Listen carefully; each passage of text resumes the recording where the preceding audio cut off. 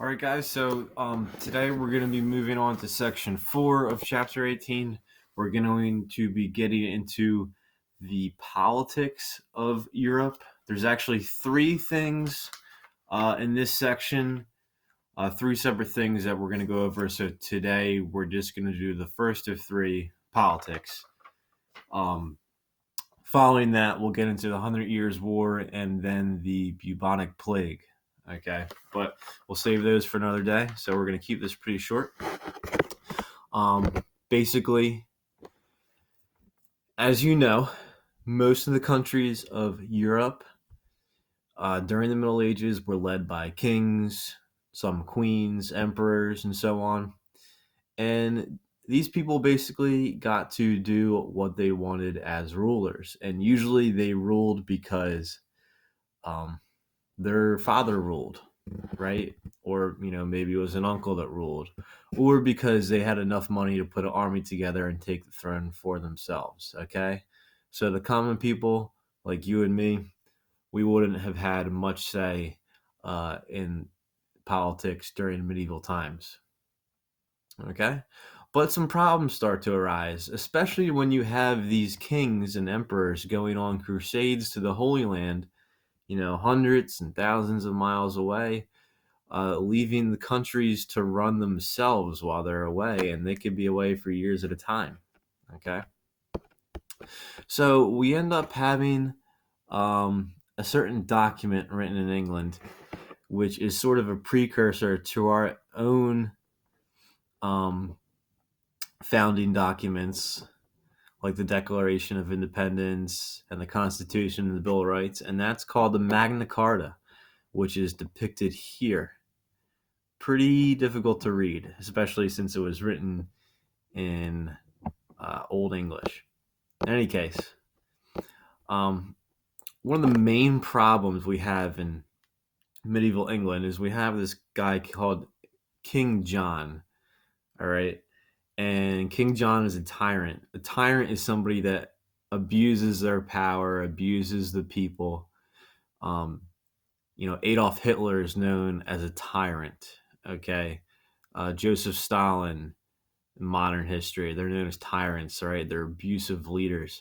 Well, King John was too, right? So basically, some of the English nobles, the rich landowners, they got really upset about how King John was treating the people of England, particularly them, the rich people. So they rose up in rebellion against him, and they actually defeated him in a battle at Runnymede. Right? Not Runnymede, Runnymede. All right, in England. So King John loses, and he is forced to sign a document which grants rights to the nobles. All right, and this document is called the Magna Carta, which means Great Charter. All right. And again, there's a picture of the Magna Carta. Okay, here you can see King John signing the document, not looking too happy about it. All right, signing this Magna Carta, but he just lost this battle, so he doesn't have much choice if he wants to remain on his throne. All right, so basically, the Magna Carta forced the king to honor the right of that.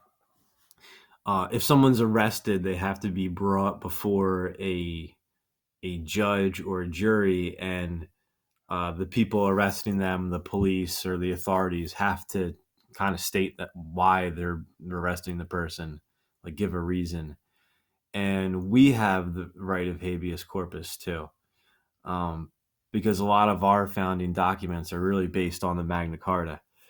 Before habeas corpus, the king might just have someone, he doesn't like or he suspects of being disloyal. He might have them thrown in prison, and he would never have to have it even stated why the person was arrested, much less brought before a jury and given their day in court. So they wanted to make sure people couldn't be just arrested for on the whim of the king. Okay. The other thing is the document, the Magna Carta, forced the king to obey the law in England. Before this, the European kings and queens, they just kind of felt that they could do what they wanted, and the laws that they put onto their people didn't necessarily apply to them. All right, number two, the Magna Carta inspired nobles to form the Parliament to make laws for England. Parliament is still in existence today. It's England's or the United Kingdom's form of a legislator. We have Congress, which is the House of Representatives and the Senate, and the United Kingdom. At the time, we're talking about England, which is part of the United Kingdom, had a parliament. So they also make laws. And parliament at the time is going to be made up of those nobles, those rich landowners. And then in 1600, kings were no longer allowed to appoint judges to English courts. So basically, the Magna Carta, remember, says that people have the right to habeas corpus, meaning if they were arrested, there had to be like a stated reason, and they got the chance to go before a judge or a jury.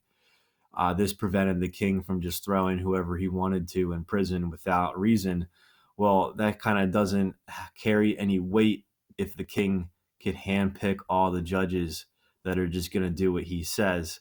So now the king isn't going to be in court appointing judges. So when he has someone arrested, he has to have a reason for it, and then that person's going to go before a judge that he didn't pick, and the judge is going to decide, well, yeah, this person did commit this crime he's being accused of, or maybe this person didn't commit the crime.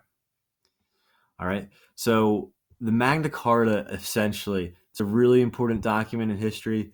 It starts just the king is still very powerful, but doesn't have absolute power anymore. It starts to take some of that absolute power away from him. All right, guys. So aside from watching this video, I'm going to want you to read just 2 pages in your book and answer 3 questions. All right. Good luck.